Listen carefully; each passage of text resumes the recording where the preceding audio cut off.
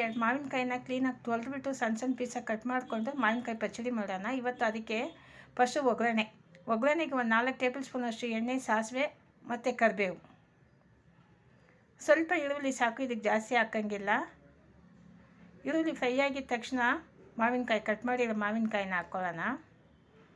ಅದು ಒಂದು 2 ನಿಮಿಷ ಫ್ರೈ ಮಾಡಿಬಿಟ್ಟು ಸಾರಿನ ಪುಡಿ ಎಲ್ಲ ಇದು ಅಚ್ಕಾರದ ಪುಡಿ ನಾನು ಸೇರಿಸಿರೋದು, ಜೊತೆಗೆ ಅರಿಶಿನ ಪುಡಿ ಸೇರಿಸಿ ನೀರು 1 ಗ್ಲಾಸ್ ನೀರಿಟ್ಟು ಅದನ್ನು ಚೆನ್ನಾಗಿ ಬೇಯಿಸಬೇಕು. ಬೆಂದ ಮೇಲೆ ನಾವು ಅದಕ್ಕೆ ಬೆಲ್ಲ ಸೇರಿಸ್ಕೋಬೇಕು. ಮತ್ತು ಉಪ್ಪು ಹಾಕಿದ್ದೀನಿ ರುಚಿಗೆ ತಕ್ಕಷ್ಟು. ನಾನು ಇದು ಚೆನ್ನಾಗಿ ಬೇಯಬೇಕು. ಬೇಯೋಕ್ಕೆ ಮುಂಚೆ ಬೆಲ್ಲ ಹಾಕಿದ್ರೆ ಮಾವಿನಕಾಯಿ ಟೇಸ್ಟ್ ಬರೋಲ್ಲ ನಿಮಗೆ.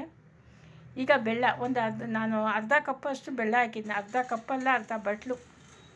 ಫ್ರೆಂಡ್ಸ್, ಈ ಮಾವಿನಕಾಯಿ ಪಚ್ಚಡಿ ತುಂಬ ಟೇಸ್ಟು ಚೆನ್ನಾಗಿರುತ್ತೆ, ಡಿಫ್ರೆಂಟಾಗಿರುತ್ತೆ. ಆದರೆ ನೀವು ಬೆಲ್ಲ ಮಾತ್ರ ಚೆನ್ನಾಗಿ ಮಾವಿನಕಾಯಿ ಬೆಂದಮೇಲೆ ಹಾಕಿ ಒಂದು 5 ರಿಂದ 10 ನಿಮಿಷ ಸಿಮ್ಮಲ್ಲೇ ಇಟ್ಟು ಬೇಯಿಸ್ಬಿಟ್ಟು ಆಮೇಲೆ ಸ್ಟವ್ ಆಫ್ ಮಾಡಿ. ತುಂಬ ಚೆನ್ನಾಗಿರುತ್ತೆ, ಅದು ಚೆನ್ನಾಗಿ ಜಾಮ್ ಥರ ಬರುತ್ತೆ.